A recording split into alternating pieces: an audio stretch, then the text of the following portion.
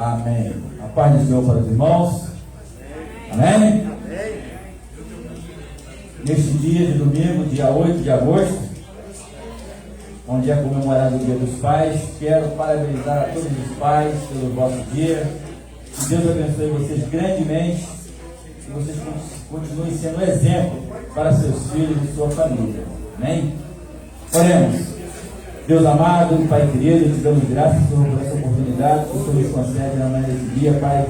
Estamos aqui reunidos mais uma vez para juntos estudarmos a Tua palavra, estudarmos a Tua vontade em nossas vidas. Pai, toma cada um de nós em Suas mãos, abra, Senhor, nossas mentes, nossos corações, Pai. Abençoa, Pai, Teu servo que estará à frente desta obra, ministrando hoje as lições de número 5 e 6. Deus, que o Senhor venha abençoar ele poderosamente. É que eu te peço e te agradeço desde já, em nome de Jesus. Amém. Queridos irmãos, hoje a lição é a lição de número 5 e 6.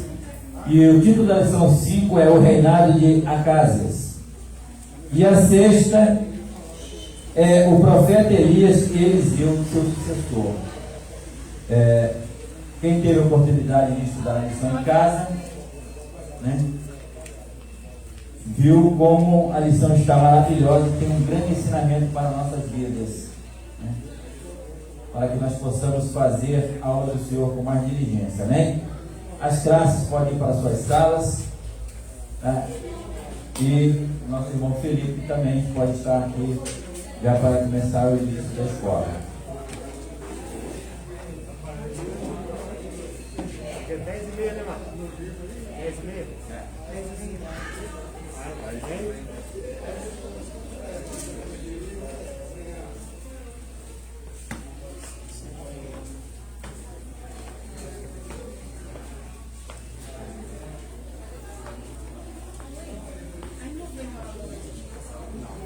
Podemos que não vem hoje.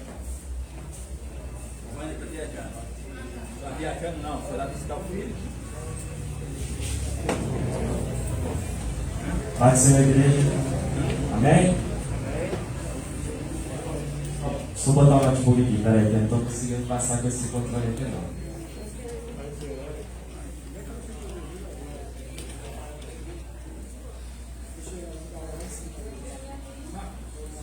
Pode subir lá para ter um lugar, tá? Tá bom, pastor?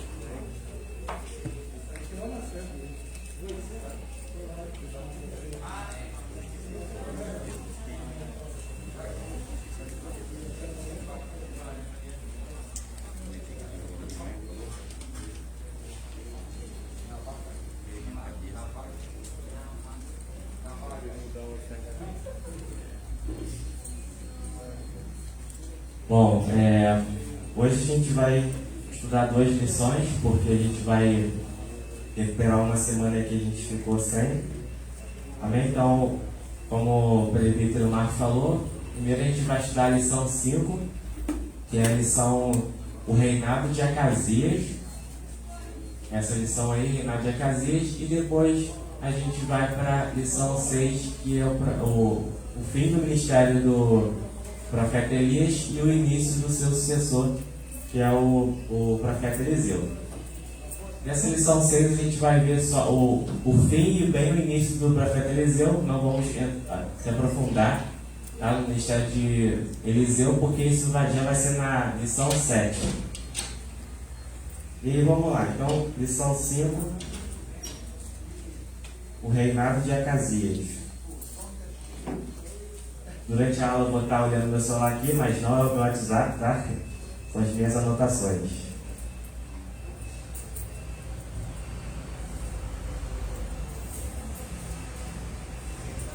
Vamos então ler a leitura bíblica em classe? Está lá em 2º livro de Reis, capítulo 1, primeiramente do verso 1 a 8, depois do 8 vai para o versículo 13 ao 17. E depois das mortes de Acabe, Moabe se revoltou contra Israel, e caiu Acázias pelas grades de um quarto alto, que tinha em Samaria, e adoeceu e enviou mensageiros e disse-lhes: Ide perguntai a Baal Zebub, Deus de Ecrón, se sararei desta doença. Mas o anjo do Senhor disse a Elias, o tisbita: levanta-te, sobe para te encontrares com os mensageiros do rei de Samaria, e dize-lhes: porventura não há Deus em Israel? Para ires consultar Baal-zebub, Deus de Ecrón? E por isso, assim diz o Senhor: da cama que subiste não descerás, mas sem falta morrerás. Então Elias partiu. E os mensageiros voltaram para o rei, e ele lhes disse: que é que voltaste? E eles disseram: um homem nos saiu ao encontro e nos disse: ide, voltai para o rei que vos mandou, e dizei-lhes: assim diz o Senhor: porventura não há Deus em Israel, para que mandes consultar Baal-zebub, Deus de Ecrón? Portanto, da cama que subiste não descerás, mas sem falta morrerás. E ele lhes disse: qual era o traje do homem que vos veio ao encontro e vos falou essas palavras? E eles disseram: era um homem vestido de pelos e com os lombos cingidos de um cinto de couro. Então ele disse: é Elias, o tisbita. E tornou o rei enviar outro capitão de 50, com os seus 50. Então subiu o capitão de 50 e veio, e pôs-se de joelhos diante de Elias, e suplicou-lhe e disse-lhe: homem de Deus, seja, peço-te, preciosa aos teus olhos a minha vida, e a vida destes 50 teus servos. Eis que fogo desceu do céu, e consumiu aqueles 2 primeiros capitões de 50, com os seus 50. Porém, agora seja preciosa aos teus olhos a minha vida. Então o anjo do Senhor disse a Elias: desce com este, não temas. Levantou-se e desceu com o rei. E disse-lhe: assim diz o Senhor: por que enviaste mensageiros a consultar Baal-zebub, Deus de Ecrón? Porventura, é porque não há Deus em Israel, para consultar sua palavra? Portanto, desta cama a que subiste, não descerás, mas certamente morrerás. Assim, pois, morreu, conforme a palavra do Senhor que Elias falara. E Jorão começou a reinar no seu lugar, no ano 2º de Jorão, filho de Josafá, rei de Judá, porquanto não tinha filho. A gente vai ver ao decorrer dessa lição sobre o rei Acasias, né? E o rei Acasias, ele era filho de Acabe. A gente vê na lição, né, explicando isso. E ele seguiu os passos dos seus pais, né? Acabe não guardou a lei do Senhor. Acabe só trouxe desonra para o nome do Senhor em Israel, e assim foi Acasias. E aí, quanto mais o povo, quanto mais o rei ficava longe de Deus, mais eles se esqueciam do Deus de Israel. Tanto que, quando o rei Acasias ficou acamado, o que ele fez? A primeira coisa foi pensar em consultar os deuses que ele estava servindo, no caso Baal, e não o Deus de Israel. E aqui a gente tira uma lição, né, que quanto mais longe de Deus a gente fica, mais a gente se esquece dele.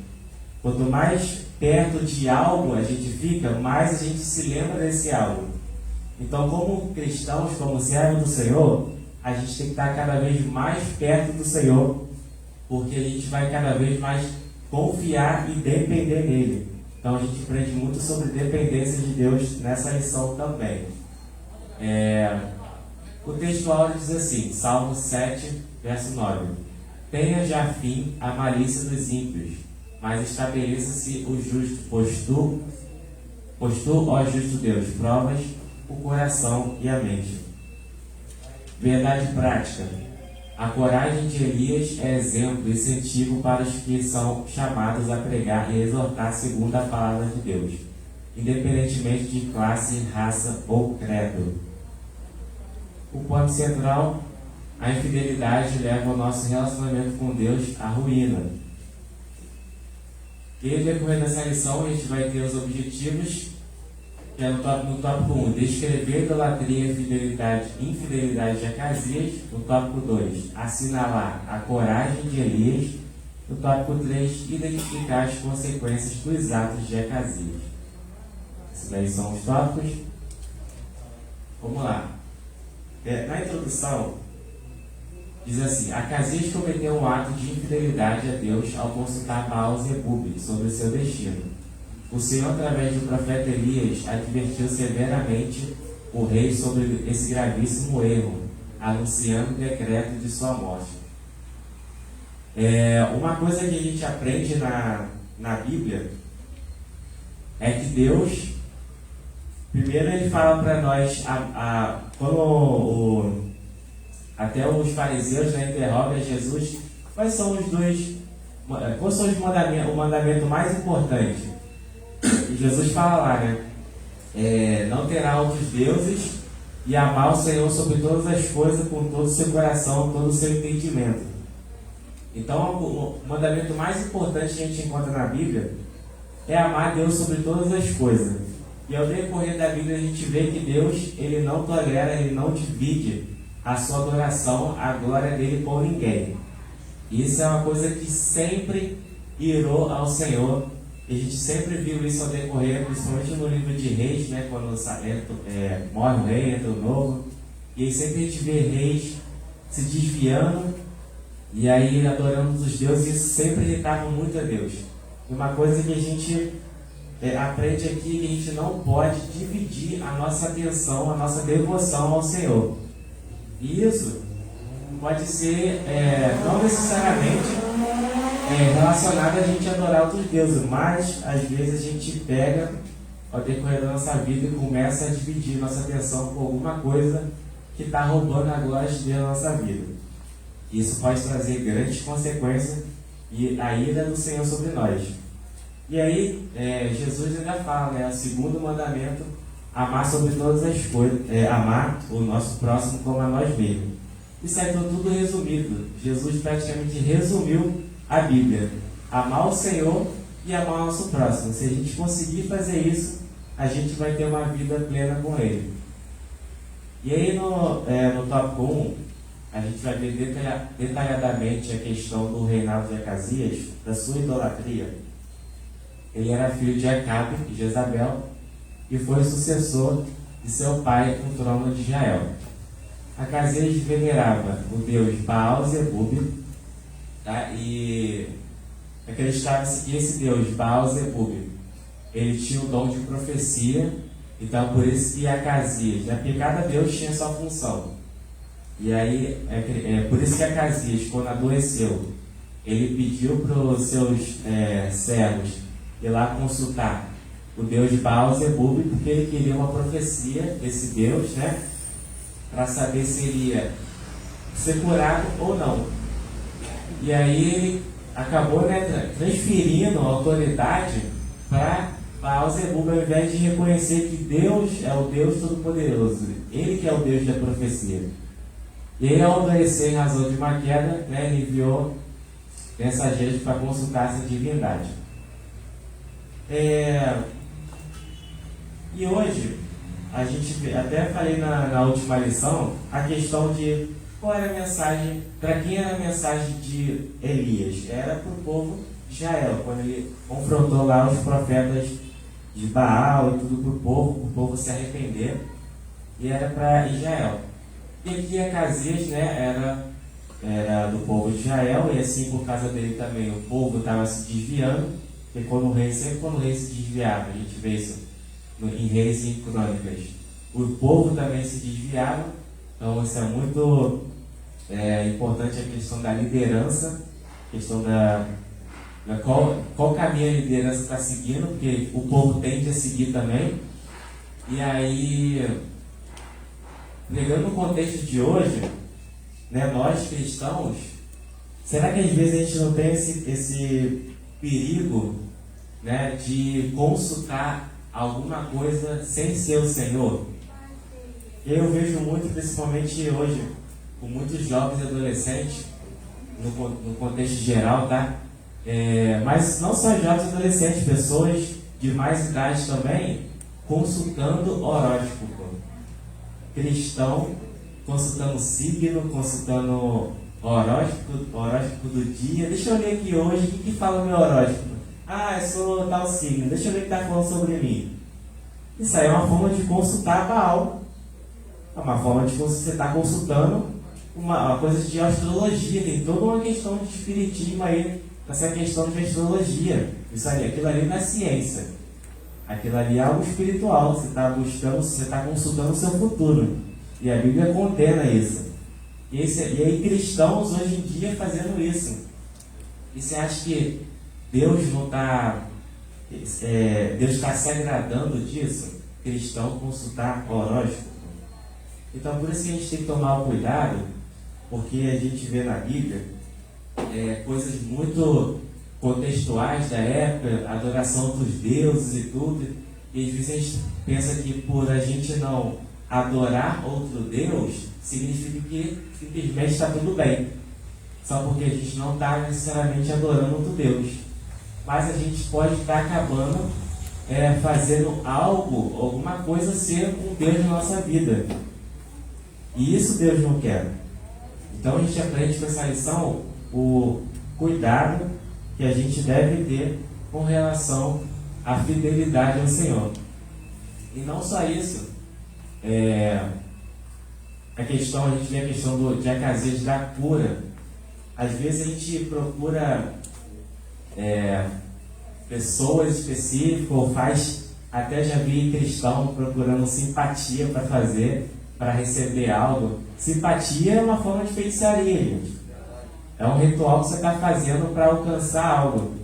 Então, assim, qual era o dever que Acasias devia fazer? Buscar o Senhor, né, pela cura dele, ter fé no Deus de Israel. Mas aí ele foi lá e procurou a Baal em relação à sua cura. Então, nós como crentes devemos ter cuidado com isso, devemos ter cuidado com a idolatria, porque idolatria não é simplesmente eu ir lá e adorar, sei lá, um Deus de outra religião. Mas idolatria é quando eu transfiro a autoridade de Deus sobre a minha vida para outra coisa ou outra pessoa. Então devemos ter muito cuidado com isso, porque isso pode trazer grandes consequências de Deus para a nossa vida, assim como trouxe para Acasias. E aí, a gente vê que Acasias seguiu os passos, né, do seu pai, de Acabe. E na Bíblia fala assim: instrui o menino no caminho que se deve andar, e até quando envelhecer não se desviará dele. E hoje é dia dos pais, é muito interessante isso. Na Bíblia ensina que os pais eles devem ensinar os filhos no caminho que se deve andar, ou seja, no caminho do Senhor, o caminho de Jesus. Porque se não ensinar, o menino vai tender a seguir o caminho errado, porque ele não está sendo orientado, na palavra do Senhor. E aí, qual era o contexto de Acasias? Ele viu o que seu pai estava fazendo, viu o caminho que seu pai estava seguindo, e aí aquilo acabou virando algo normal para ele, porque Acabe não ensinou ele a ir para o caminho do Senhor, mas Acabe acabou ensinando ele ir para o caminho dos deuses pagãos. Então isso é muito importante, a questão de você instruir alguém, e aí a gente pode até estender isso algo além de uma questão paterna, mas às vezes a gente está discipulando alguém, ou tem alguém que Deus coloca na nossa vida para a gente instruir, e a gente tem que ter esse dever, tá?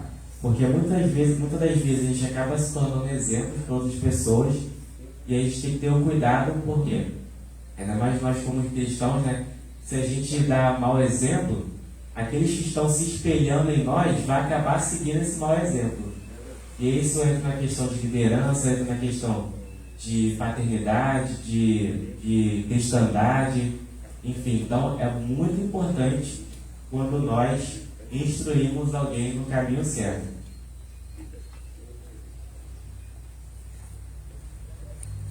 O tópico 1 é bem curto, tá? A gente vê a síntese aí: os erros ou as más condutas cometidas por nossos antecessores não devem ser repetidas. Amém? Amém. Hoje a gente tem que estudar 2 lições, tá? Não vou ficar muito detalhado em cada tópico. Tópico 2: Elias desafia a adoração a Baal. A corajosa intervenção de Elias. O rei Acasias enviou seus emissários para consultar o falso deus Baal-Zebub. Mas o anjo do Senhor ordenou ao profeta Elias que se encontrasse com eles em Samaria, que os exortasse com dura palavra. porventura não há Deus em Israel para ir consultar Baal-zebub, Deus de Ecrón? E aí a gente vê, trazendo para o nosso contexto, né? Porque é muito importante quando a gente lê a Bíblia, a gente também contextualiza a questão da Bíblia, porque a gente está vivendo hoje, Deus está aqui hoje. E aí, às vezes, muitas das vezes, eu lendo essa parte, esse versículo aí, porventura não há Deus em Israel para ir consultar Baal-zebub, Deus de Ecrón, me veio, é como se Deus falasse assim, porventura não há Deus no Brasil? E eu, como assim, porventura não há Deus no Brasil? Muitas das vezes, a gente, pelas preocupações, né, da vida, do cotidiano, a gente fica muito preocupado, e a gente acaba esquecendo, poxa, quem é o Deus? Quem é o meu Deus, o Deus Todo-Poderoso? Quem é que eu devo consultar nessa situação? Isso não leva só necessariamente em relação a quando eu estou desviando, né, roubando a glória do Senhor e consultando outra coisa. Mas quando eu também deixo de confiar no Senhor. E aí Deus fala, não há Deus no Brasil? Não há Deus na Marileia?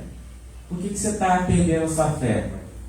E Deus falou comigo na questão da fé também. Há Deus no Brasil. Mesmo tendo essa pandemia aí, ainda há Deus no Brasil. Ainda há Deus no mundo. Ainda há um Deus que cuida de nós. Amém? Vocês creem nisso? Que há Deus no Brasil? Em meio à corrupção, ainda há Deus no Brasil. Em meio à doença, ainda há Deus no Brasil. Em meio à pobreza, ainda há Deus no Brasil. E Deus quer que nós nos lembremos disso. Porventura não há Deus no Brasil, não há o Senhor no Brasil. E aí a gente acaba ficando muito preocupado com os afazeres da vida, muito preocupado com as coisas desse mundo. E a gente esquece quem é que está cuidando de nós. A gente esquece que o Deus Todo-Poderoso está cuidando de nós. E hoje é dia dos pais, né? Geralmente os pais têm aquela preocupação com o sustento da sua casa, com a criação dos seus filhos, com as contas. E Deus fala, há Deus na sua casa. Ou melhor, porventura não há Deus na sua casa? Há Deus na sua casa, há Deus na sua família. Há Deus cuidando de vocês, de nós. Amém? Então que nós não esqueçamos disso. Que há Deus na nossa terra. E que nós devemos confiar nele e consultar ele sempre. Porque quando Deus fala isso, porventura não há Deus em Israel, ele quer que nós consultemos a ele. Ou seja, quando nós consultamos a ele, ele nos dá a resposta. E Deus dá a resposta. Deus não quer que você faça um monólogo com ele, vá lá e consulte e ele vai lá e vai te ignorar. Não, se ele fala isso é porque ele quer te responder. Então, qual tem sido a sua necessidade? Deus fala isso. Consulte a ele, porque ele vai te dar resposta em relação a isso. E aí a resposta de Elias aos soldados. Porque quando o anjo do Senhor fala para Elias, né, a questão disso, do que Acasias fez, Elias falava para os mensageiros de Acasias para falar isso para o rei. E aí o rei, né, com toda a autoridade, vai lá, manda uma milícia, né, digamos assim, de 50 homens para trazer Elias. Eu acredito que esse envio foi um envio bem autoritário para intimidar Elias. Que negócio é que você está falando aí? Vamos lá que ele está te chamando. Imagine, 50 homens vêm para te buscar. Não é algo muito pacífico. 50 homens. E quando o rei ficou sabendo, né, deixa a gente ver aqui, ele enviou em 3 ocasiões diferentes um oficial de 50 soldados para conduzir Elias ao palácio. Primeira e segunda vez desceu fogo do céu e consumiu todos os soldados e seus capitães. A terceira vez, todavia, o capitão do agrupamento, temendo pela própria vida e pelos seus soldados, ajoelhado, suplicou ao homem de Deus que lhe poupasse a vida. O Senhor ouviu e ordenou ao profeta que acompanhassem até o palácio, em segurança. E a gente vê 3 ocasiões. 2 dois grupos, né, de 50 homens foram lá buscar Elias. E aí Elias foi lá e mandou e falou, né, se eu sou homem de Deus, que caia fogo do céu agora e consuma vocês. Será que aquilo ali foi simplesmente algo sem sentido? Porque às vezes a gente lê a Bíblia, né, e parece tão sem sentido. Por que logo nos primeiros capitães, né, nos primeiros 50, não foram levar Elias? Porque a terceira vez, eles conseguiram levar Elias. O capitão foi lá e levou Elias. Mas nas duas primeiras e segunda, não, eles foram consumidos. E aí a gente vê aqui por quê? Pelo contexto dá a entender que eles chegaram de uma forma autoritária, para confrontar o homem de Deus, para levar, talvez levar a força até o rei. E aí Elias, que era o homem de Deus, fala assim, se eu sou homem de Deus, e cai fogo do céu. Ou seja, ele está demonstrando ali o poder de Deus. E aí a gente aprende nessa parte que não se consegue nada lutando contra Deus. O que a casinha estava fazendo? Lutar contra Deus. E o que Deus fez lá? Consumiu ele, no caso de 50. Demonstrando, opa, peraí, que quem é o Todo-Poderoso sou eu. Como assim? Eles falam, se eu sou homem de Deus, que caia fogo do céu agora e consuma vocês. Ele não se consegue nada lutando contra Deus. Porque o rei queria que o homem de Deus, Elias, fosse lá até ele, mas foi de uma forma autoritária. E aí, às vezes, a gente às vezes acaba agindo assim com Deus. A gente acaba, de certa forma, confrontando o Senhor. E não é assim que a gente consegue as coisas do Senhor. Não é confrontando a Deus. Porque Deus é Deus Todo-Poderoso. Primeiro, que Ele não deve nada a nós. E segundo, que mesmo Ele é o Deus Todo-Poderoso. Mas mesmo Ele não devendo nada a nós, e sendo Deus Todo-Poderoso, ainda assim, Ele se importa conosco. E qual é a nossa atitude, então, com relação ao Senhor? Tem que ser a atitude desse terceiro capitão aí. Ele temendo, quando foi, porque ele sabia que 2 grupos já de 50 foram consumidos, e aí e agora ele é o terceiro, que ele imaginou, caramba, se eu não tomar cuidado, eu também posso ser consumido.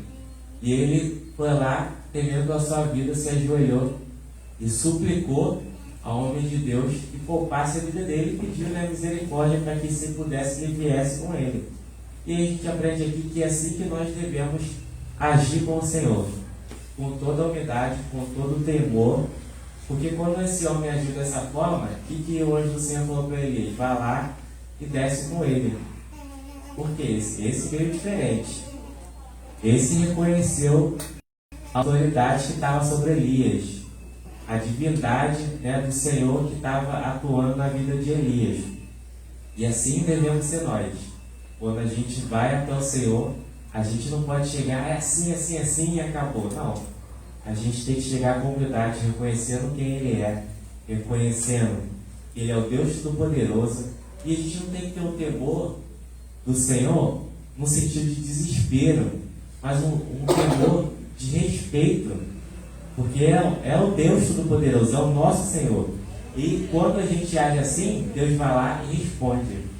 Então a gente viu, no tópico 1, que Deus quer que nós consultemos a Ele e que Ele responde. Lembra? Porventura não há Deus em Israel, mas também Deus quer que nós nos lembremos que a gente não pode chegar e exigir algo dele como se nós tivéssemos autoridade de certa forma sobre ele. Não, mas que nós devemos chegar e com toda a humildade e fazer nossas súplicas ao Senhor.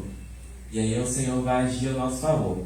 Então a gente aprende aqui nessa parte, na Bíblia que a gente lê bastante, a gente nem na hora da leitura pensa nisso, mas a gente entender que nesse contexto, a gente aprende isso, que nós devemos agir com humildade em relação ao Senhor. Amém? Amém. E a gente vê o ministério de fogo. Elias pode ser chamado de profeta de fogo em 3 episódios do seu ministério. Deus enviou fogo do céu, no Monte Carmelo, com os profetas de Baal. 2. No Monte Horebe, quando o Senhor visitou o profeta e se manifestou com fogo. 3. Quando por 2 vezes o fogo desceu do céu para consumir os soldados e seus capitães. Eu acho uma coisa muito incrível como o fogo é presente na vida do profeta Elias. E aí nós devemos ser como o profeta Elias, devemos ter essa chama. E qual a chama que nós devemos manifestar hoje? Qual o fogo? É o Espírito Santo. E devemos também ser os profetas de fogo, manifestar o Espírito Santo de Deus. E aí tem que ser o fogo de Deus, não pode ser fogo estranho, tá? O fogo do Senhor, que é o Espírito Santo. E Elias, ele é um profeta, na lição 6 a gente vai ver mais detalhes com relação ao seu fim. É um profeta muito grande na Bíblia, né? Um dos maiores profetas do Antigo Testamento, de toda a Bíblia, na verdade, tanto que ele apareceu, né, com Jesus no Monte da Transfiguração. Então, por que Elias era assim? Será que Deus tem favoritos? Será que Elias era favorito de Deus? E podemos dizer assim, Elias é mais... será que Deus amava mais Elias do que outro? Ou a gente vê no contexto de hoje, será que Deus... Vamos pegar o pastor Misael, que é uma grande referência para nós. Será que Deus ama mais o pastor Misael do que a nós? Será que acontece isso? Não. Eu acho que a questão da pessoa, quanto mais ela está mais íntimo de Deus, com certeza. Sim, você falando isso, eu já vi uma vez, não lembro agora quem falou, e eu peguei aquilo para mim, que fala assim: Deus não tem filhos favoritos, mas ele tem filhos mais íntimos. Mas aí por que ele tem filho mais íntimo? Porque simplesmente ele quer ser mais íntimo do Afonso do que do Davidson? Não, porque o Afonso é mais íntimo dele. Porque o Afonso busca ele, intimidade com ele. Entende? E é essa a diferença. E Deus também quer ter essa intimidade profunda com a gente, quer que nós busquemos. E quanto mais íntimos de Deus, mais destacados, digamos assim, nós vamos ser diante do Senhor. Não, isso daí é fato, né? Intimidade. Mas o amor de Deus, uma coisa que o diabo trabalha muito na identidade do ser humano, é que Deus não nos ama. Ou que eu tenho que fazer muito para que Ele me ame, ou eu tenho que me voltar para que Ele me ame, ou se eu pecar demais, Ele vai deixar de me amar. Não tem nada que o ser humano faça que possa diminuir ou aumentar o amor de Deus em relação a nós. Se a gente está pecando muito, está pecando pouco, se está obedecendo, está desobedecendo, Ele ama a gente incondicionalmente. Então não tem nada que eu possa fazer ou deixar de fazer que vai diminuir ou aumentar o amor dele para comigo ou para qualquer ser humano. Agora, a intimidade realmente é isso que ele falou, né? Quanto mais eu busco, mais ele se achega a mim. Um relacionamento. Até quando a gente quer ter relacionamento com alguém aqui nesse mundo. Mas é uma mentira deslavada do diabo, lança no coração das pessoas, mas Deus não me ama. Deus não quer saber de mim. Não, é porque eu estou desviado, estou afastado, eu não faço o que Ele quer, estou desobediente. Então não existe nada que eu ou vocês possam fazer que vai mudar o amor dele por nós. Entendeu? Se alguém aqui nessa manhã hoje está passando uma situação dessa, creia que isso não vem de Deus. Isso é do inimigo das nossas almas. Amém. Amém. Com certeza. O amor de Deus é incondicional.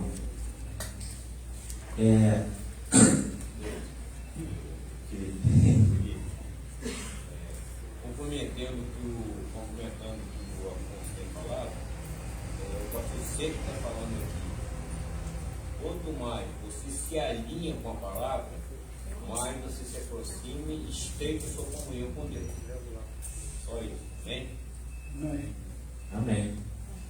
Vamos lá, síntese do tópico 2. Servir a Deus e permanecer fiel requer coragem e determinação diante dos desafios e adversidades. Isso é bem verdade, tá? Porque quando a gente vê muitas ações de Elias, né? Elias era o servo do Senhor, requeriria muita coragem. Imagine você confrontar o rei de uma nação e você estando ainda nessa nação, né? Hoje, graças a Deus, a gente vive, no nosso país pelo menos, a gente vive num contexto de democracia. Mas imagine uma nação que o rei manda e você obedece. Imagine você confrontar aquele rei, né, tendo risco de morrer, tendo risco de morrer, né? Porque o caso extremo é esse, morrer. E ele requereria coragem, como homem de Deus. E aí nós, como homens e mulheres de Deus, também temos que ter essa coragem. Às vezes Deus vai pedir para nós fazermos algo, né, nossa caminhada, e nós temos que fazer isso com ousadia, confrontar. E hoje a gente confronta mesmo, qual? O império de Satanás. Hoje a gente está confrontando o império de Satanás. Isso requer determinação. A gente não pode recuar. E o tópico 3, né, da lição 5, vamos ver a doença de Acasias e sua morte. Lembrando que a gente ainda não está terminando, tá, gente? A gente ainda tem mais uma lição, que é a lição 6. A doença de Acasias e sua morte. Vamos lá. O julgamento do Senhor contra Acasias. Deus mandou Elias dizer ao rei que ele jamais seria curado ou sairia da cama vivo. Segundo Reis, capítulo 1, versículo 4. Deus não tolera obstinação daqueles que ouvem a palavra e permanecem com sua vida deliberadamente entregue ao pecado. Então Deus ali aplicou uma sentença a Acasias. E aí a gente vê aqui que Deus nos avisa, Deus fala, a gente aprende na palavra do Senhor com relação ao pecado, com relação à má conduta, enfim. Só que a gente aprende também que se a gente ouve e a gente continua seguindo o erro, vai vir o quê? Juízo sobre nós. Porque qual é a relação quando a gente fala de misericórdia do Senhor, primeiro que a misericórdia de Deus, ela não é limitada, tá? Então assim, pode ser qualquer pecado que você cometeu. Se você se arrepender, Deus perdoa. A misericórdia de Deus não se limita a pecado. Qualquer coisa que você cometeu, Deus perdoa.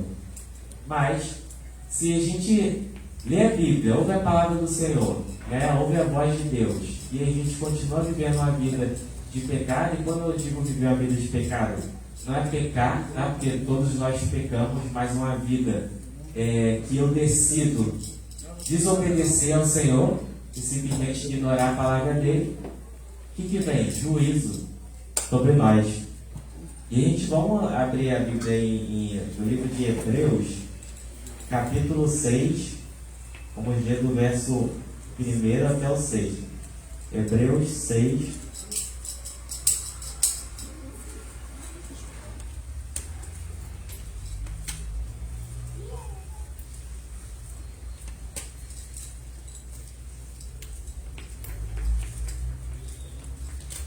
Hebreus 6,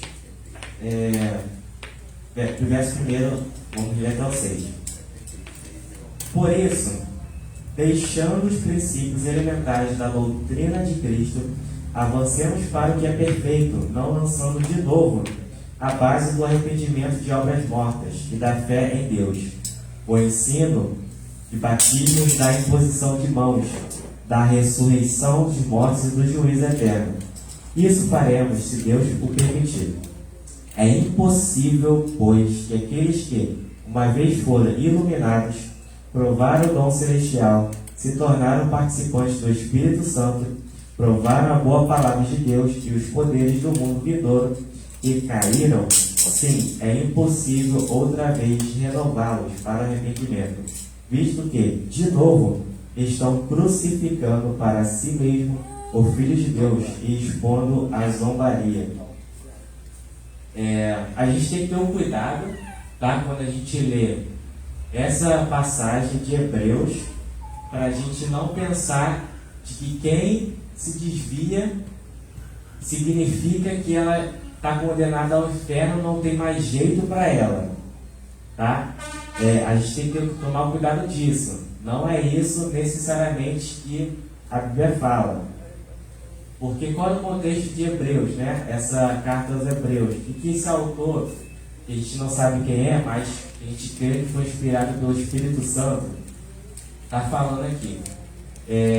Como era a carta direcionada aos Hebreus, o que os Hebreus estavam fazendo? Quando eles se converteram, né? Nesse contexto, e aí eles queriam retornar para o judaísmo. Eles queriam retornar para as velhas práticas. E aí o escritor fala, é impossível então, né, ter salvação para esses.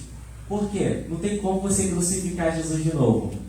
E aí não tem como, quando você aceita Jesus, e você retornar e esperar que outra vez, ou um outro Messias vai vir, ou que tem que acontecer, sei lá, um novo tipo de arrependimento, não.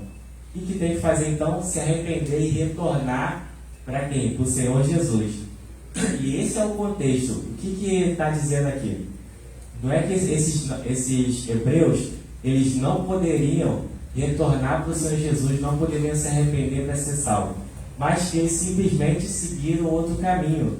Então, se você seguir outro caminho, qual é o único caminho da Bíblia? Jesus.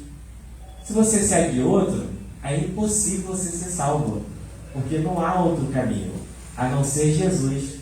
Então a Bíblia diz isso, aqui quer dizer isso, não há outro caminho.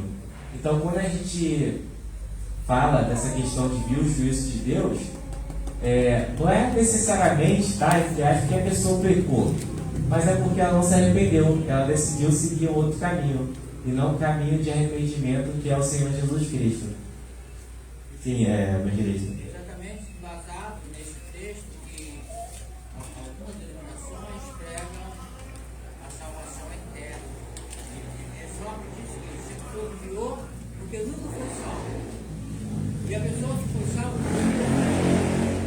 e baseado nesse texto, eles pregam a salvação eterna. Esse texto é muito perigoso. Sim, ele é muito perigoso. Ele é muito perigoso. Bom, obrigado. Ele é muito perigoso mesmo, porque a gente não pode falar que se alguém se desviar, a gente fala assim, já era. Ele dá dupla interpretação sem isso. Se desviou, já era. A pessoa morreu? Jesus voltou? Não. Então como é que a gente vai falar já era? Né? Porque se a gente analisar a nossa vida, com certeza que cada um de nós teve um momento que a gente ficou afastado do Senhor, de alguma forma. A gente de repente pode até não ter saído necessariamente da igreja do mundo, mas algum tipo de afastamento, infelizmente, tá? A gente acabou se encontrando na caminhada.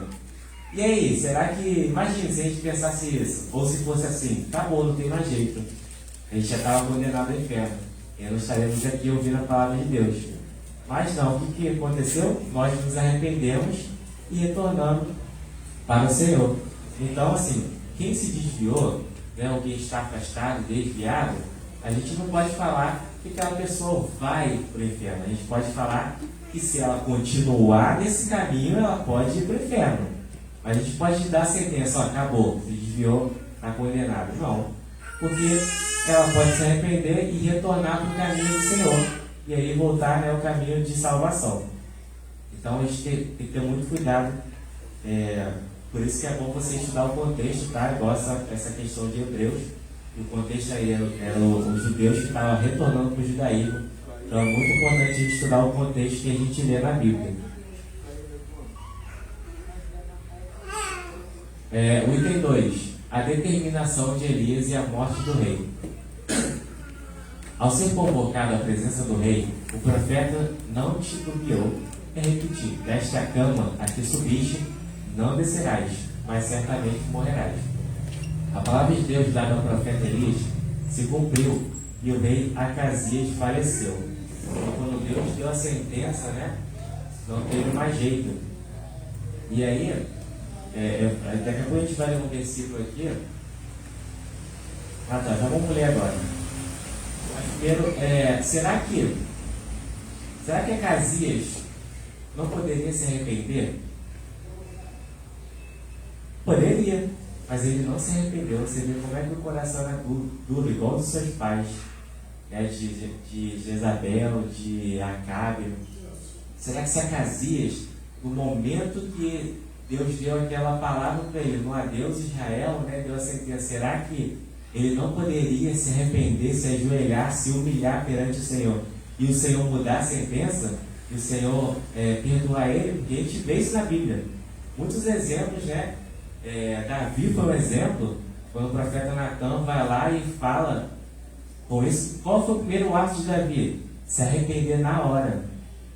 E Deus usa de misericórdia com Davi.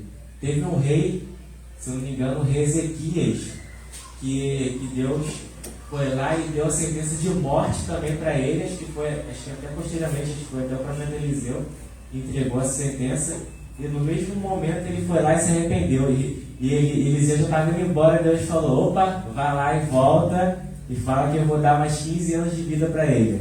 Deus mudou na hora que ele se arrependeu, Deus mudou a sentença. Então a gente vê que mesmo quando Deus fala algo, né, se você se arrepender, se nós nos arrependemos, Ele ainda assim usa de misericórdia para conosco. A gente é a escolha. Então a gente vê a Bíblia como esse Deus é misericordioso. Isso é muito lindo. Chegar a gente se constranger com essa misericórdia, porque até sentença Ele muda ao nosso favor. Ele é tardio, a Bíblia fala, ele é tardio e irá. Como assim tardio? Ele fica esperando. Não, ele vai se arrepender, porque ele poderia simplesmente e aplicar a consequência. Vamos abrir em 1 João capítulo 1, verso 9.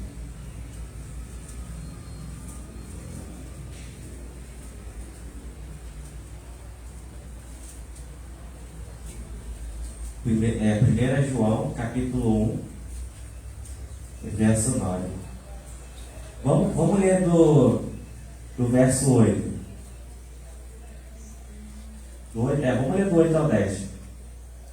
1 João, capítulo 1, verso 8. Vamos ler até o 10. Se dissermos que não temos pecado nenhum, a nós mesmos nos enganamos, e a verdade não está em nós. Então, primeiramente a gente vê aqui no verso 8 que todos nós pecamos, né? Verso 9: se confessarmos os nossos pecados, Ele é fiel e justo para nos perdoar os pecados e nos purificar de toda injustiça. Se dissermos que não cometemos pecado, fazemos dele um mentiroso, e a sua palavra não está em nós. A gente vê que todos nós pecamos, mas a gente vê aqui uma solução. E a Bíblia fala assim, no verso 9: se confessarmos os nossos pecados, tem uma condição, tá? Somos cheios de pecado, né, como seres humanos, mas tem uma solução. Qual é? Confessarmos. E aí, se confessarmos, Ele é fiel e justo para perdoar os pecados. E aqui cita, aqui fala de limitação de pecado. Se você confessar aqueles pecados pequenos, só os pequenos serão perdoados. Qualquer pecado. O mais monstruoso que a gente vê no contexto de cidadania, dessa questão de nação, o mais monstruoso dos homens, se ele confessar o pecado, Deus perdoa ele. Vocês sabiam? Ele pode ter feito uma coisa desumana. Só existe uma exceção, que a Bíblia diz que não podemos pecar contra o Espírito Santo de Deus. Mas isso aí não é tão profundo, senão isso vai. É questão de doutrina, senão vai dar uma aula só disso. Isso aí vai dar uma aula só disso, de blasfêmia contra o Espírito Santo. Mas aí, não entrando nisso, tá, gente? Porque isso Se eu entrar nisso, vai acabar se misturando a lição 6. Mas aí, aqui não fala de pecar. Se confessar, então você pecou, confessa. E aí, é uma coisa que até que eu tenho aprendido. Pecou? Não espera não. Não espera se sentir bem para confessar não. Confessa na hora. É igual Davi fez. Quando, no momento que ele reconheceu que pecou, né, quando o profeta Natan falou para ele, na mesma hora ele se arrependeu. Na mesma hora. E assim devemos sermos nós. Quando a gente pecou, na mesma hora que nós possamos se arrepender.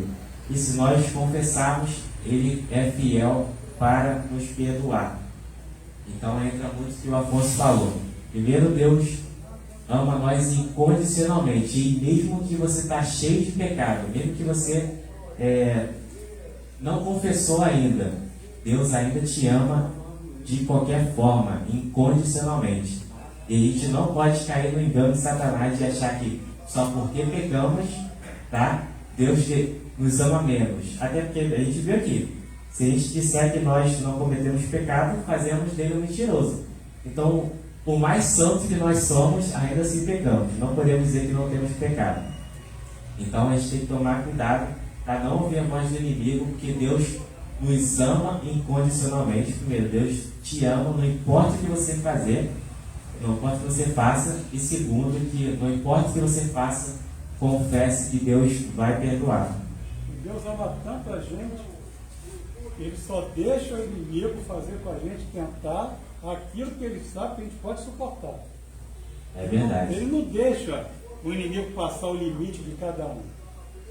Ele deixa até onde você ser tentado, né? Até onde a gente pode suportar. Para resistir o diabo, ele fugir, como fez Jesus no deserto. Né? Então, até aqui eu sei que Anderson, Cris, Felipe, Afonso, pode ir até aqui. Então, ele permite até aqui. Mas depois disso, ele não deixa mais. E é o que ele falou. Aí eu tenho tempo de pequei, me arrepender, confessar e abandonar. Porque ele também diz que vai estar com a gente todos os dias da nossa vida. Então, para não virar, como diz no mundo, sem vergonha, de estar perto, perto, ele não. Ele está com você sempre te lembrando, não faz isso de novo. Não é por aí. Não, entendeu? Todo dia. Então, ele dá o limite, né? A gente suportar e ele está com a gente. Ele que vem e fala, agora se vira, ó, já te liberei, já te perdoei. Não, ele deixa. Por isso que é a misericórdia dele, né, a longanimidade, que até quando ele vai aplicar o juízo, é porque a taça já encheu.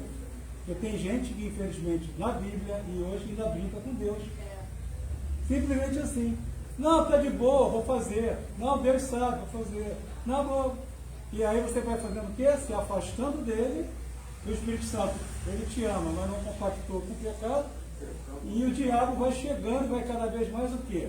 Ganhando terreno. Ganhando terreno na sua vida, você vai se afundando e o estado vai ficando cada vez pior. Entendeu? Como infelizmente são esses testemunhos ali. Entendeu? Davi pecou, mas ele se arrependeu, aí teve misericórdia. Se Davi não pecasse, não se arrependesse, ele não ia ser exemplo para nós hoje. E Davi morreu. Se Natan falasse, ele não se arrependesse, ele ia para a cova. Porque Deus, ele levanta quem ele quer, abate quem ele quer. É por amor que ele faz pela gente, ele não precisa da gente. Entendeu? Então tem que ser, vamos dizer assim, regra de conduta. Nem que teu irmão fale, não, para você não tem mais jeito, você é sepulcro caiado. Acabou. Mesmo que o homem vire as costas para você, mas Deus não vira. E eu preciso crer nisso, porque não tem nada impossível para ele. E ele perdoa. Nem que ele te leve depois para o céu, mas ele vai te perdoar. Porque ele não tem prazer, né, no pecado. Amém. Amém. Toda ação tem uma consequência. Oi? Todo pecado tem a sua consequência. Sim, isso daí é fácil. Essa aí. Você pecou, vai pagar. O exemplo da Davi. Deus perdoou ele, mas você viu o que aconteceu na família dele no reinado. Foi na família e no reinado. Ele prejudicou muita gente. Tá certo? Ela é a borrachinha que apaga, volta e escreve de novo, não. Mas o importante, né, é que você se arrependeu e tomou atitude. E o mais importante, a consequência que é a pior de todas, que é o inferno e a apagada. Isso aí já dá um alívio, amém? Quando Deus perdoa, pode ficar consequência aqui na terra. Mas perdoou, o inferno ó, saiu da nossa Por frente. isso que fala, né? Se cair na mão do diabo, Deus te tira. Mas se tu cair na mão dele, É. quem vai te livrar da mão de Deus? Vamos lá. O último item do tópico 3. Nesse episódio, várias qualidades de Elias são percebidas, tais como intimidade com Deus, zelo em promover a adoração ao Deus de Israel, em condenar a idolatria. 3. Clareza e assertividade em suas sentenças. Fidelidade, além de tudo, a coragem. Ainda hoje, o Senhor busca homens e mulheres que sejam corajosos e obedientes a fim de serem usados por Ele em sua grande obra. Então, Deus ainda, assim como Elias, Deus ainda busca Elias de hoje. Tá? É só uma questão de contextualização. Deus ainda busca servos e servas dispostos a caminhar e fazer a obra dele, continuar a obra dele. Amém? Estava preso, mas Verdade prática. vale a pena. Eu li essa verdade prática ontem, até de madrugada, umas 3 vezes. A coragem de Elias é um exemplo e incentivo para os que são chamados a pregar e exortar segundo a palavra de Deus, independente de classe, raça ou fé. Né? Que Deus nos dê essa ousadia, né? Para não se submeter ao homem, mas a Deus, né? E não aceitar o errado. Né? Não vou aceitar isso. Vem uma pergunta na leitura desse texto: será que realmente estamos sendo servos do Senhor? Será que realmente estamos fazendo a vontade e o desejo do Senhor para a obra do reino? Porque hoje em dia, irmão, a gente vê falta muita fidelidade, falta muito companheirismo, responsabilidade na casa do Senhor. Não estou julgando, é a palavra que diz. A própria palavra de Deus. É um ponto para a gente pensar muito e refletir se realmente estamos fazendo a vontade de Deus. Porque a Bíblia nos fala: que adianta o homem ganhar o mundo e perder sua alma? O que adianta o homem ter riqueza, poder e não entrar no reino dos céus? Isso tudo pode acontecer. E é o que eu falei, nessa lição, essas duas lições desse dia, chamam muito a atenção nossa. Servos, crentes, que queremos realizar a obra do Senhor, que queremos ser vasos usados por Deus. É o compromisso, a fidelidade, a responsabilidade, o amor, o carinho, a paciência uns com os outros, em suas fraquezas. Isso tudo faz parte do conjunto ao qual nós cristãos precisamos estar aperfeiçoando-nos a cada dia. Amém? Amém. Vamos aí ler o síntese e a conclusão. A gente ir logo para a lição 6. Os pecados constantes e a falta de arrependimento podem nos levar à morte física ou espiritual. Conclusão. O reinado de Acasias foi marcado pela idolatria e pela infidelidade para com Deus. Ele fez o que era mal aos olhos do Senhor ao consultar os deuses sobre o futuro. Era idólatra e infiel para com os mandamentos de Deus. Elias foi o profeta que confrontou as transgressões de Acasias e por esse motivo quase foi preso. Todavia seguiu em frente, cumpriu a sua missão e honrou a Deus. Amém? Então que o ministério de Elias seja um exemplo, tá, para nós seguirmos também nossa caminhada e fazer o que o Senhor nos manda. Essa aqui, amiga. Vamos para a lição 6.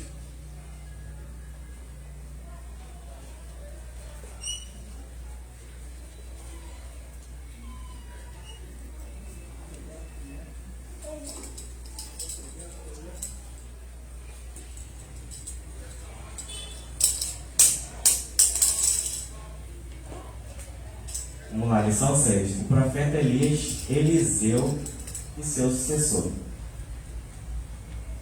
Aqui a gente vai ver o fim do ministério de Elias e o início do ministério de Eliseu.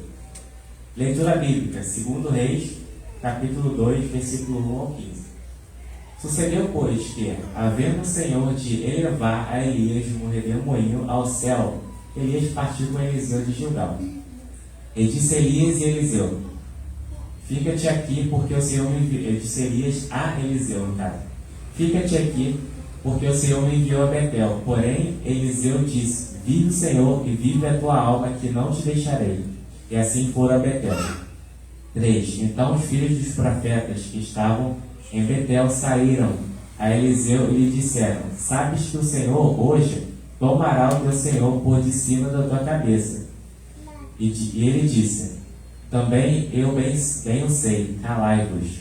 Elias lhe disse: Eliseu, fica-te aqui, porque o Senhor me enviou a Jericó. Porém ele disse: vive o Senhor e vive a tua alma, que não te deixarei. E assim vieram a Jericó.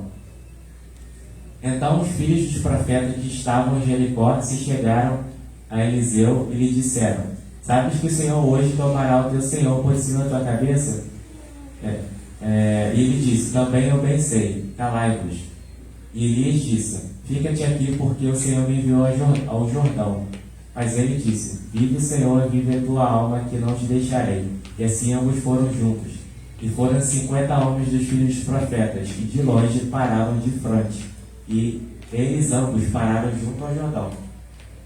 Então Elias tomou sua capa e a dobrou, e feriu as águas, as quais se dividiram para as duas bandas, e passaram ambos em seco.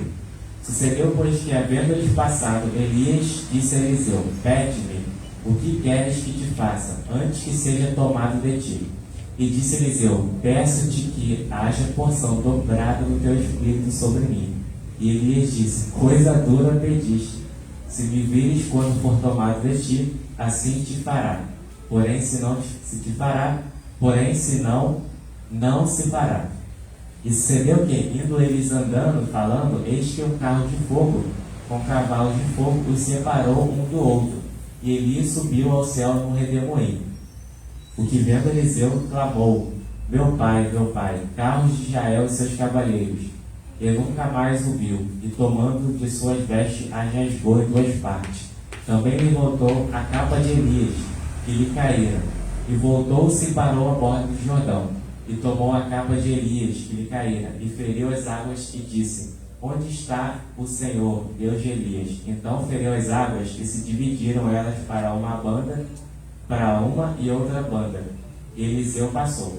Vendo, pois, os filhos dos profetas que estavam de frente de Jericó, disseram: o espírito de Elias repousa sobre Eliseu. E vieram-lhe ao encontro e se prostraram diante dele em terra. O texto áureo diz assim: sucedeu, pois, que, havendo eles passado, Elias disse a Eliseu: pede-me o que queres que te faça, e antes que seja tomado de ti. E disse Eliseu: peço que haja porção dobrada do teu espírito sobre mim. Verdade prática: a história de Elias e Eliseu nos inspira a andarmos com pessoas que desfrutam de intimidade com Deus e que, por isso, vale a pena serem seguidas e imitadas. Amém? Os objetivos a gente vai ver: expor o final do ministério de Elias, destacar o pedido destemido de Eliseu e registrar uma concretização do início do ministério de Eliseu. Aqui a gente vê, é bom lembrar que muitas das vezes a gente fala que Elias foi levado ao céu numa carruagem de fogo. Mas não, a carruagem de fogo ela veio para separar Elias de Eliseu. E o que levou, tem até hinos que falam que a carruagem de fogo leva Elias para o céu. Mas o que levou Elias, na verdade, foi um redemoinho. A carruagem de fogo ela separou Elias de Eliseu. É bom a gente lembrar disso. Ao decorrer dessa lição, a gente vai ver algo muito interessante acerca da importância de ter pessoas conosco, da importância da amizade também, a importância de você fazer petições ousadas para Deus também.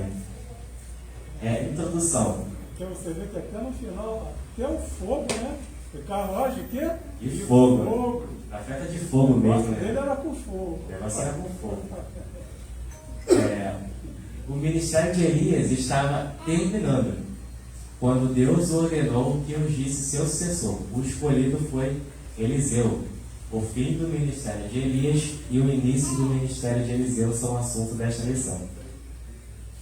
Primeira coisa que a gente vê aqui, que eu queria falar para a igreja, é que nessa lição a gente vê, todo ministério tem um fim. E aí, o que a gente aprende com isso? Onde Deus te colocou, você não vai ficar para sempre ali. Uma posição que Deus coloca, ela não vai ser sua para sempre.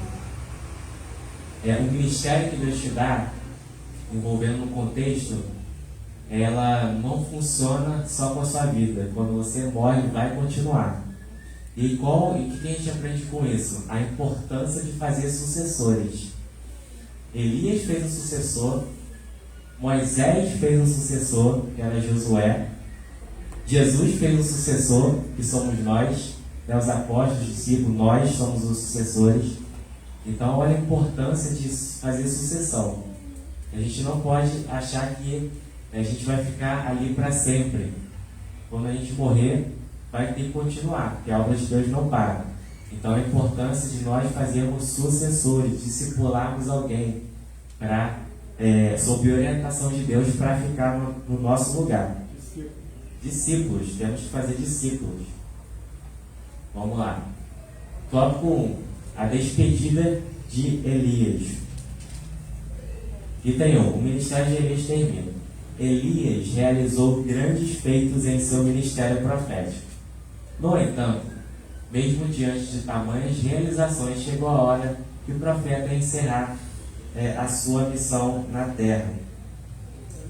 E aí a gente vê quando Elias termina a sua missão na terra, ele cumpriu tudo que o Senhor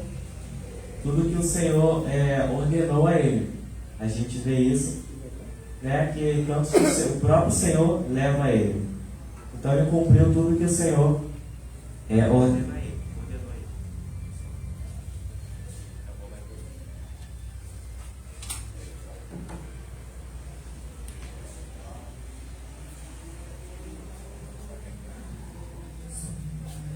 E Elias cumpriu tudo que o Senhor ordenou a ele.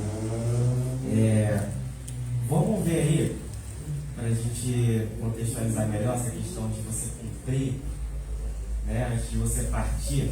E é importante isso, você ter essa fala que Paulo falou, que quando eu morrer, eu quero falar isso. 2 Timóteo, capítulo 4, versículo 6 até o 8. 2 Timóteo, capítulo 4, versículos 6, 7 e 8. Paulo, já no fim de sua vida, no fim de seu ministério, olha o que ele fala. Quanto a mim, versículo 6. Quanto a mim, já estou sendo oferecido por libação, e o tempo da minha partida chegou. Combati o bom combate, completei a carreira, guardei a fé. Desde agora me está guardada a coroa da justiça, que o Senhor, reto juiz, me dará naquele dia. Não somente a mim, mas também a todos que amam a sua vida. Paulo fala, né? Combati o bom combate, guardei a fé, completei a carreira. E aí, isso é muito importante para nós, porque a gente tem que completar nossa carreira antes da gente partir. E aí entra muito, mas eu não vou aprofundar nisso, em relação a tal tribunal de Cristo que Paulo fala, quando nossas obras serão julgadas. E será que a gente vai chegar lá e ter a situação de a gente passar aqui, Jesus fala pra gente, te mandei fazer certas coisas, você não fez, hein? Completou a carreira muito bem não, hein? E a gente tem que tomar cuidado com isso, porque quando Deus nos chama, né, para servir Ele, a gente tem que fazer tudo, ao decorrer da nossa vida, tudo que Ele nos pede. Para nós, quando chegar no final do nosso ministério, a gente falar assim, eu fiz tudo que o Senhor me outorgou a fazer, me deu para fazer nessa terra. Não tenho, entre aspas, nenhum arrependimento, porque eu fiz tudo que o Senhor me pediu. Combati o combate, completei a carreira, guardei a fé. E aí nós temos que ter esse propósito. Aqui não entra necessariamente em relação à questão de salvação, tá? Embora Paulo fala disso. Mas, em relação do que você cumprir o seu ministério aqui. Todos nós temos um ministério, tá? Mesmo não estando aqui como alguém por exemplo, do corpo aqui de ministério, não significa que nós não temos um ministério. Tá? Cada um de nós temos um ministério que Deus nos chamou para fazer. E aí nós temos que cumprir com excelência onde Deus nos colocou, o que Deus nos chamou para fazer. Amém? Chamar isso de propósito. Todo mundo nasce debaixo do céu com propósito. Com propósito, sim. Então, interessante descobrir o quanto antes o propósito para cumprir o propósito de Deus na nossa vida. E Amém. os pais, na terceira perto dos pais, têm essa responsabilidade de ajudar, como você falou na outra lição, o filho e a filha descobrir qual é o propósito que Deus o criou, independente de profissão, qualquer coisa. Deus te criou para isso. E está ensinando no caminho, como você falou, que não aconteceu com a Casia, né? Que diz a palavra, foi pior que o pai dele. Casia foi pior que a cara. Amém. Todos nós, né, temos o chamado e a gente tem que descobrir a nossa vocação. O profeta com grandeza de alma. Elias não proferiu nenhuma profecia de longo prazo e provavelmente não escreveu nenhum livro. Não foi Elias que escreveu o livro de Reis. Muito provável foi o profeta Jeremias. Isso nos ensina que a grandeza de um profeta não é medida somente pelo tempo de cumprimento de suas profecias, mas principalmente pela integridade e grandeza de sua alma. E aqui a gente vê algo muito importante, tá? Mais importante do que você faz é o que você é. E a gente aprende isso com o ministério de Elias. Elias não profetizou nada a longo prazo, que a gente vê aqui, em relação ao apocalíptico, algo do Novo Testamento, nem nada do tipo. Muito menos, muito provável, não escreveu, tá, um livro. E aí se tornou ele menor? Não. Porque o que valia era o que ele era, que era servo do Senhor, o caráter que ele tinha. E aí nós temos que tomar isso para a nossa vida. Porque às vezes a gente pensa que o nosso caráter cristão, ou a nossa santidade, ou o nosso ministério, ou o que nós somos em Cristo, é o que nós fazemos, é a quantidade de coisas que nós fazemos, como nós fazemos as coisas, mas não é isso. O que vale é o que está aqui, é o nosso caráter. Que eu posso fazer coisas maravilhosas, mas se eu não tiver um bom caráter, se eu não tiver o caráter de Cristo, não vale de nada. Porque ainda falta algo, eu não estou, né? E aí entra aquela questão do fruto do Espírito Santo. Eu tenho que ter o fruto do Espírito Santo, né? Todos os gomos do fruto em mim. Isso é o mais importante.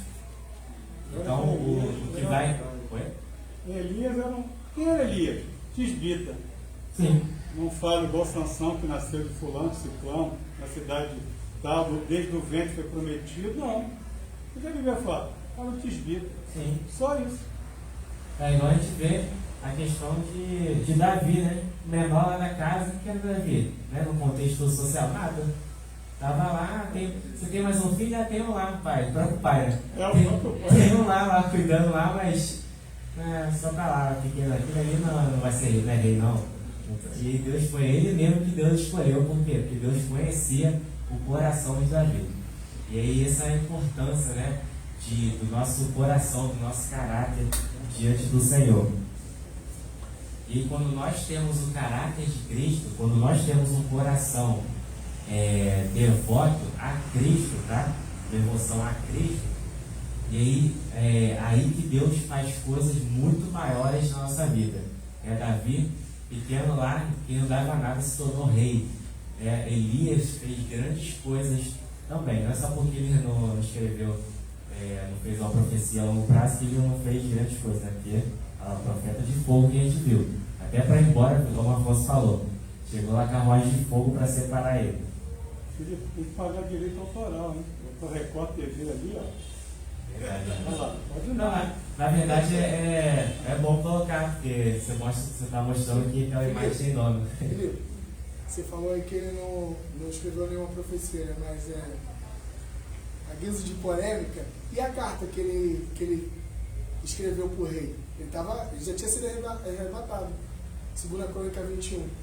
Chega uma carta para o rei que Elias escreveu e aconselhou para ele.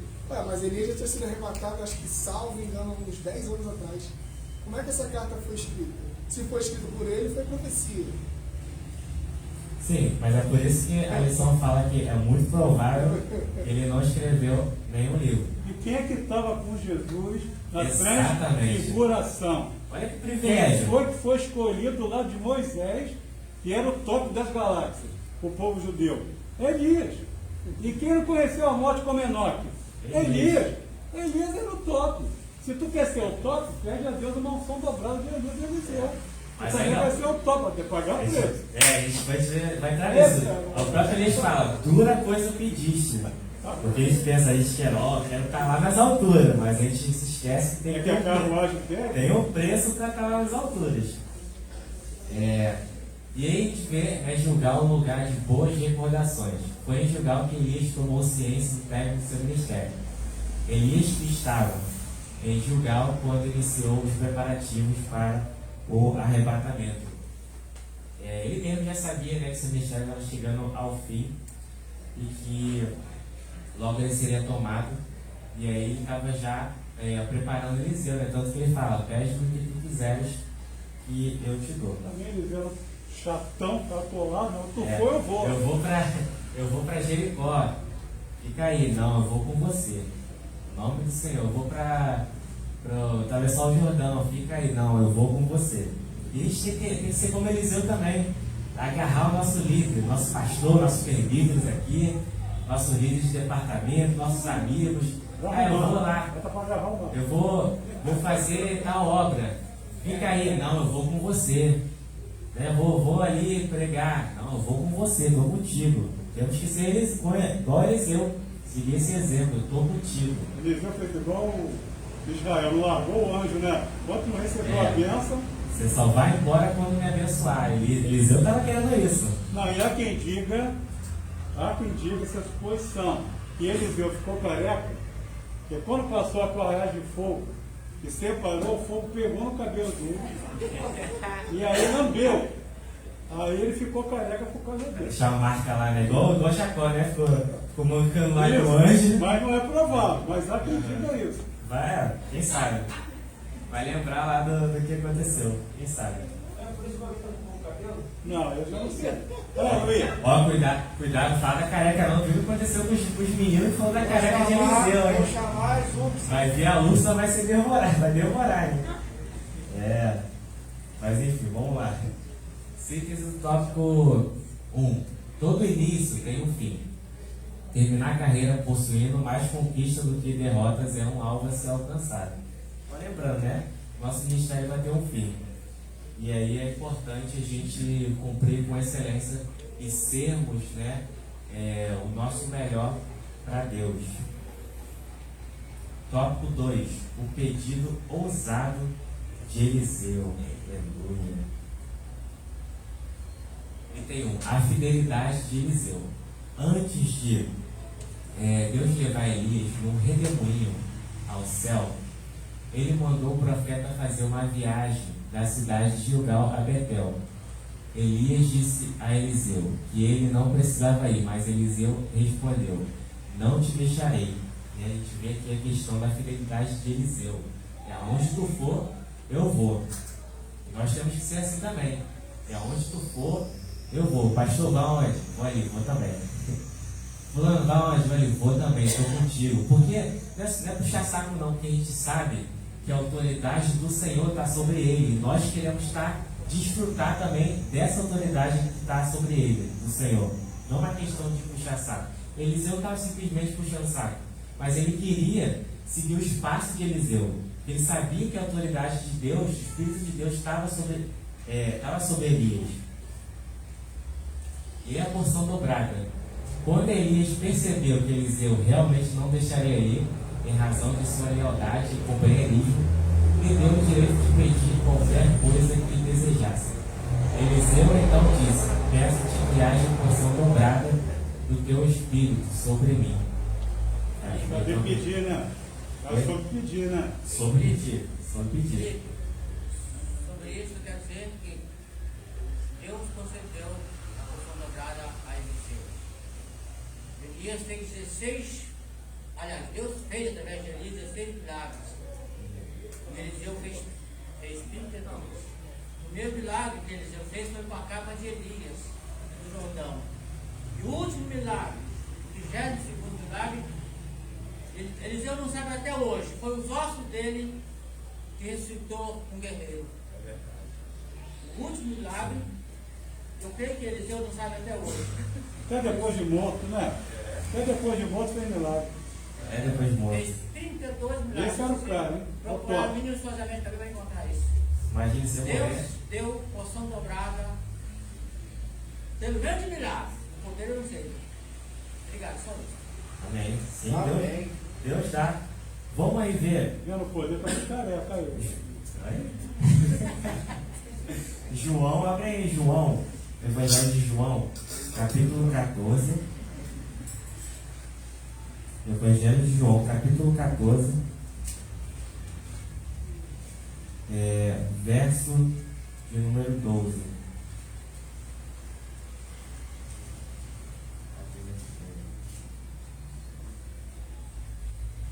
João 14, 12.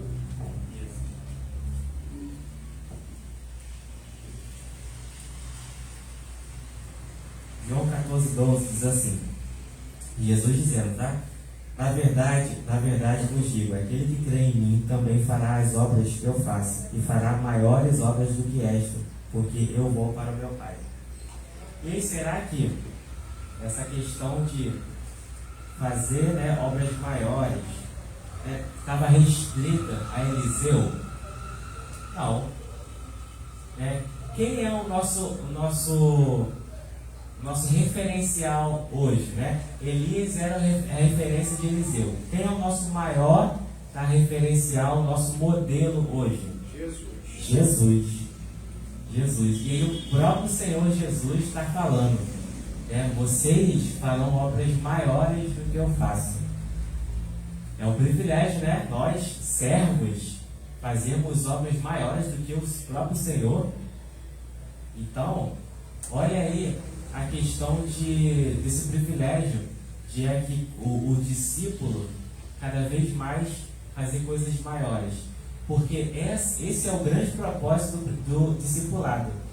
Quando a gente cria discípulo, a gente não quer simplesmente uma cópia de nós, a gente quer que ele dê muito mais fruto do que a gente. Geralmente é assim, o discipulador, né, quando ele está discipulando alguém, ele quer que ele dê muito mais fruto do que ele mesmo, porque ele sabe a importância da obra de Deus, da obra crescer. A gente pega aí o nosso pastor Misael. Às vezes ele mesmo não tem consciência disso, não vê, mas acredito, imagino quanta coisa aconteceu através da vida desse homem, de quanta gente ele discipulou e discipula até hoje, quanta obra de Deus cresceu através do seu discipulado. E aí, quantos de seus discípulos fez coisas muito grandes, né? Nós como igreja a gente vê isso, porque nós também somos seus discípulos, e quanto a obra de Deus cresce. E aí a nossa importância como discipulador, ter essa preocupação de discipular e fazer a obra de Deus crescer, mas nós, como servos do Senhor, também ter essa preocupação de querer, como Eliseu, essa porção dobrada. Temos que buscar essa porção dobrada para fazer coisas maiores. E aí, quando a gente vê aqui, deixa eu ler aqui, onde estava? Eu perdi o versículo. Tem um versículo que Jesus fala que o que nós pedimos, né, nos seria dado ao Senhor. Lembra disso? Pedir, dar-se-vos-á. Quando nós pedimos, né, Mateus, não sei se é Mateus 17, enfim. Quando nós pedimos ao Senhor, Ele nos dá. Então, se você quer fazer obras maiores, pede ao Senhor. Se você quer ter uma porção dobrada, pede ao Senhor, que será dado. Porque Eliseu pediu a Elias, e lhe foi dado. Elias fez, como o evangelista falou aí, o dobro do que Eliseu fez o dobro do que Elias fez. E aí nós, como discípulos de Jesus, nós também temos que continuar fazendo muito mais coisa. Não há, digamos assim, limite do que possamos fazer. Porque só o que o Senhor colocar na nossa vida, nós faremos. Amém? Amém. Mas aí, irmãos, temos que também saber que quando a gente pede, quando nos é dado, também tem preço. Por quê? O que Elias fala quando Eliseu pede porção dobrada? Elias fala assim, dura coisa pediste. Né? Porque juntamente com a porção, vai vir também o que ele passou. E aí, juntamente que como nós fazemos, né, coisas maiores, né, que Jesus, no sentido, né, a gente faz com Jesus, né, também a gente passa coisas turbulentas que Jesus passou também. O próprio Jesus fala, vocês vão ser perseguidos, vocês vão ser mortos, vocês sofrerão aflição, mas tem de bom ânimo, porque eu vou estar com vocês todos os dias de suas vidas. E a gente não pode esquecer disso, de que temos um preço a pagar, tá? E aí o preço é para todo crente, tá? Todo crente paga um certo tipo de preço, porque a gente está nesse mundo combatendo o império de Satanás. Então o ataque de Satanás vem para a nossa vida, mas a gente tem que ter bom ânimo, porque mesmo que seja dura coisa que nós pedimos ao Senhor, a gente tem que crer que Ele vai estar conosco na nossa caminhada. E você também crê que tem a ver, ele ter orado a Deus, né? Para Deus dar uma porção dobrada para Eliseu, né? Não dependia dele, dependia de Deus, né? Sim. Dar essa porção dobrada para o discípulo. Sim. Item 3. Elias, a inspiração de Eliseu. Para receber o que pediu, Eliseu não poderia retirar os olhos de Elias. As melhores oportunidades para aprender e crescer ministerialmente acontecem quando podemos nos espelhar em alguém que realmente serve a Deus com amor e fidelidade. Vamos ver alguns exemplos desse assunto aí. 1 Samuel 18, 1 Samuel capítulo 18, verso 1 ao 3.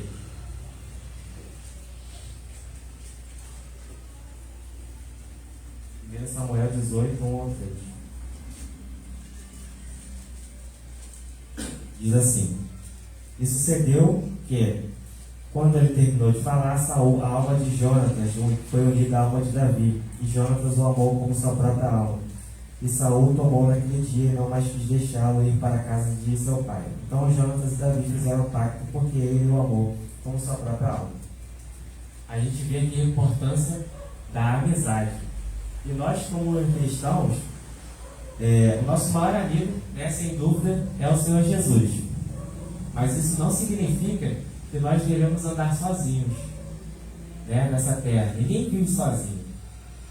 O próprio Deus viu que não era bom que Adão ficasse sozinho. Embora Deus enviou uma esposa para ele, mas também Deus não deixou Adão sozinho na terra. Porque através de Adão, né, a terra se povoou. E aí nós não devemos achar, meu amigo é Jesus, eu não preciso de amigos, eu não confio em ninguém, só confio no Senhor Jesus e tudo. Isso não é bom pra gente, não é saudável. Andar sozinho não é saudável. E a gente vê um exemplo aqui da Bíblia, né, a amizade de Davi e Jonatas. Um amava o outro, no sentido amigável, tá? Porque tem enviados aí do capiroto falando que isso aqui era outra coisa, esse amor de Davi e Jonas, mas não era. Os dois eram amigos, era um amor de amizade, os dois eram melhores amigos. E tem aqueles amigos que a gente ama assim, que chega a nível de irmão. Caramba, eu te amo como se fosse meu próprio irmão. Aquela intimidade profunda que você tem com um amigo, isso é muito importante na vida do crente. Então o crente, ele não deve andar sozinho. E a Bíblia também fala, em Romanos 12, 10, Lá em Romanos 12, 10, diz assim: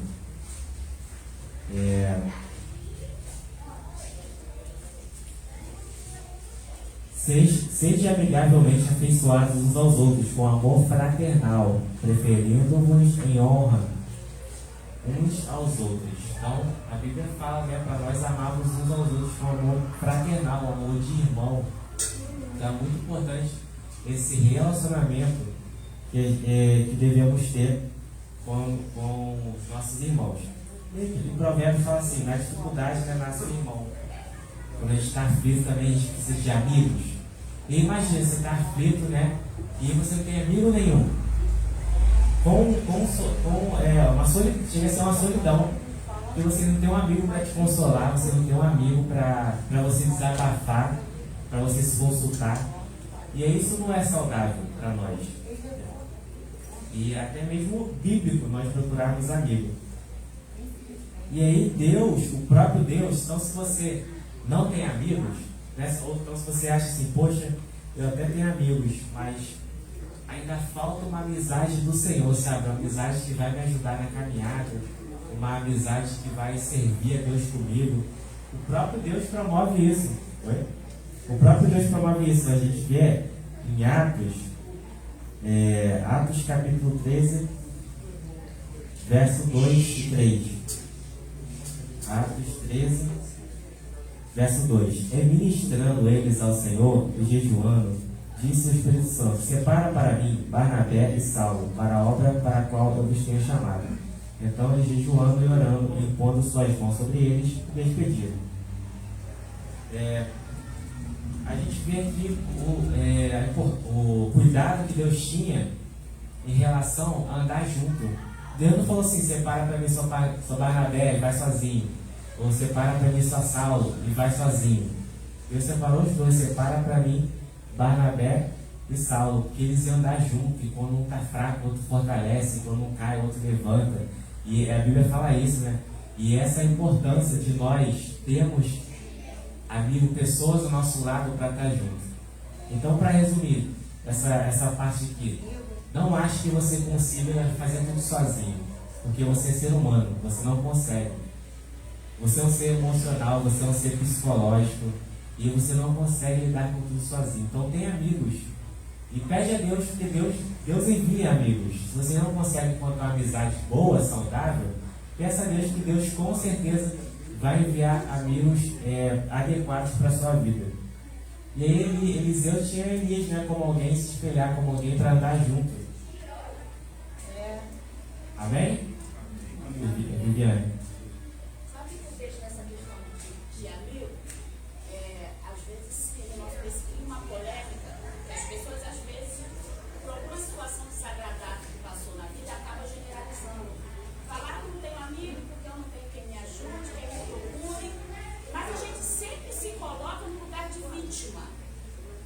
A gente sempre pensa assim: eu não tenho quem me ajude, eu passei por isso, ninguém me procurou. Mas a gente parar para analisar, quem somos nós? Às vezes a gente não tem um amigo mais próximo porque a gente não se permite a isso. Porque a gente desconfia de todo mundo, acha que ninguém presta, a gente se fecha no mundinho nosso e a gente não permite que pessoas se aproximem a nós e façam parte da nossa caminhada. Então eu vejo a necessidade da gente se curar de algumas coisas e permitir. Porque quando de repente eu vou ser próxima a Tati, vou querer ajudar ela, se ela se fecha no mundo dela, não é? Se cria uma barreira entre nós. Então, ao invés de a gente estar se fazendo de vítima, ninguém liga pra mim, síndrome de Gabriela, ninguém liga pra mim, ninguém quer saber de mim, passei por isso. Peraí, eu vou socorrer alguém. Eu vou fazer questão de ter amizade com alguém, sim, de conversar com alguém. E aí sim se cria um vínculo. Não tem como criar vínculo se eu venho pro culto, assisto o culto, vou embora, paz, irmão, tchau. Não tem como se criar vínculo. E depois que eu passar uma necessidade, a probabilidade de ninguém me visitar, ninguém me procurar é grande. Porque como eu me fecho, eu não exponho o meu problema. Se eu não exponho o meu problema, a igreja não vai ter como me ajudar. Então a gente tem que sair de vítima, e entender sim.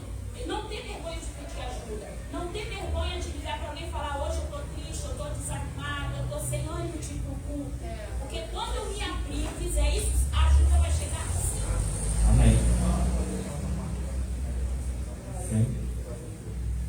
vamos lá, para encerrar. Tópico 3, Eliseu toma a capa de Elias. E a comunhão de Elias e Eliseu. Elias e Eliseu caminhavam juntos e conversavam. Elias foi separado de Eliseu por um carro de fogo que o levou no redemoinho. E a gente vê aqui o fim do ministério de Elias, perdão. E aí essa questão de Elias, né, ser liberado do redemoinho. Depois vocês leem e estudam esse assunto, né, o que significa isso. E a capa de Elias. Elias deixou sua capa cair quando foi levado ao céu. Essa capa foi a herança que o profeta deixou para seu servo Eliseu. Ela legitimou o ministério dele publicamente ao tocar nas águas do Jordão e dividi-las de uma para a outra banda. E como o evangelista falou, né? A gente vê na Bíblia, primeiro, quando Elias já acende, Eliseu já vai lá e realiza o primeiro milagre com a própria capa de Elias. Ali foi a confirmação do Senhor de que a porção dobrada chegou na vida de Eliseu. E aí, para encerrar, para a conclusão, a gente vê essa questão. Deus confirma, tá, de alguma forma, quando Ele te dá algo. Ele confirmou na vida de Eliseu essa porção dobrada. E algo tem que acontecer quando Deus te dá alguma coisa, quando Deus fala de fazer obras maiores. Se nós não estamos fazendo nada, alguma coisa está errada. Porque Eliseu começou a cumprir o chamado ministério dele. Então nós temos que cumprir esse ministério. Se nós queremos realizar essas obras maiores que o próprio Senhor Jesus nos fala, temos que nos movimentar. Então que possamos nos movimentar. Amém? Então quando Deus nos chama para fazer uma obra, Ele nos legitima diante de todos. Vamos aí à conclusão. Conclusão. O que identifica o profeta de Deus atualmente não é o uso de uma capa, mas o modo de viver, suas virtudes e comportamento. A exemplo de Eliseu, devemos nos espelhar em homens e mulheres de Deus que sejam genuínos imitadores de Cristo.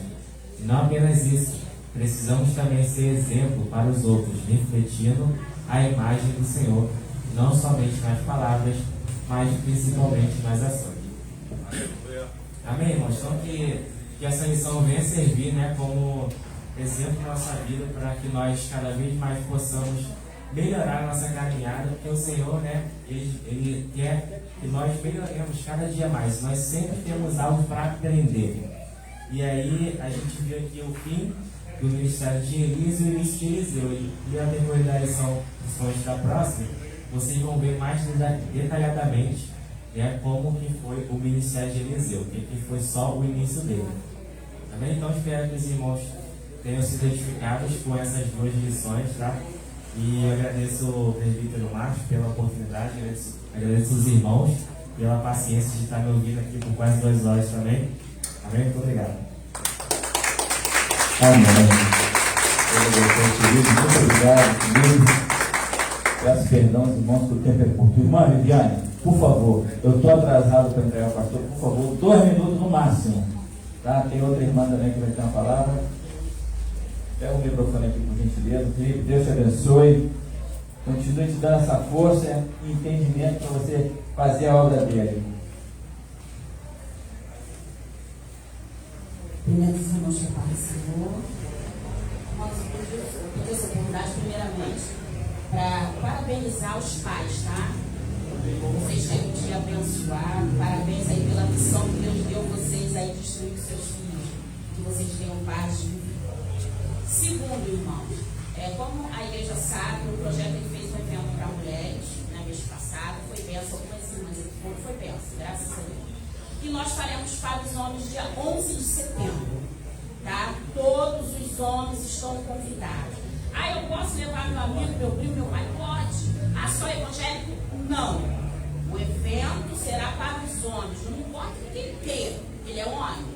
Porque nós temos muito, né? Evento para mulheres, os homens precisam também desse momento, os homens também precisam ser socorridos. Então vai ser um momento para vocês, não fica mulher nenhuma. Eu organizo tudo e meto pé. Ficam só vocês. Nós vamos fazer algo bem legal. Então eu conto com a igreja, com os homens. Será 11 de setembro. Quando a arte estiver pronta, eu vou colocar no grupo da igreja. e vocês podem compartilhar, tá bom? Outro pedido, o projeto ele vai estar fazendo um evento para crianças, tá? E eu peço a ajuda de vocês, eu estou com uma listagem aqui, já de algumas crianças, se vocês puderem colaborar com chinelos. A gente vai fazer um kit com chinelo e brinquedo, e fora todo um dia de atividades que a gente vai fazer. Consegui um espaço ali na Rádio 1, então eu peço a vocês, se vocês puderem aqui botar o nome, eu vou doar um chinelo, é bênção. Vai nos ajudar muito, a gente precisa muito de ajuda, a gente não pode parar, tá bom? São crianças carentes aqui de Alves. Em Alves tem muita criança carente, tem muito bairro aí com criança carente. E a gente vai estar fazendo uma festa para, em média, 100 crianças. E eu peço, mais ou menos, eu acho que 15 reais você compra um chinelo. Abri uma lojinha baiana aqui em Alves, eu vi essa semana. E pelo que eu vi lá, não está caro não. Então, irmãos, doe um chinelo. E se no dia você quiser participar do evento, pode ir, vai ser legal, as crianças vão amar a presença de vocês. Amém. Missionária Ana, por favor. O tempo hoje está um pouco corrido, irmão. Tenha paciência, sei que hoje é o dia dos pais. Para quem ainda não desejei, parabéns a todos os pais. Deus nos abençoe grandemente. Lana.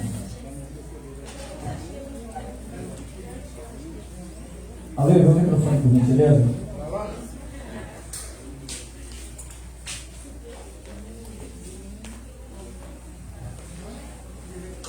Tá ligado ou tá desligado? Tá ligado. Então desliga, por favor. Afonso. Não tem problema não. A pazinha para os irmãos. Feliz Dia dos Pais, para aquele que é pai, aquele que ainda não é pai. Feliz Dia dos Pais também, que o próximo dia é seu, tá? Próximo ano é seu.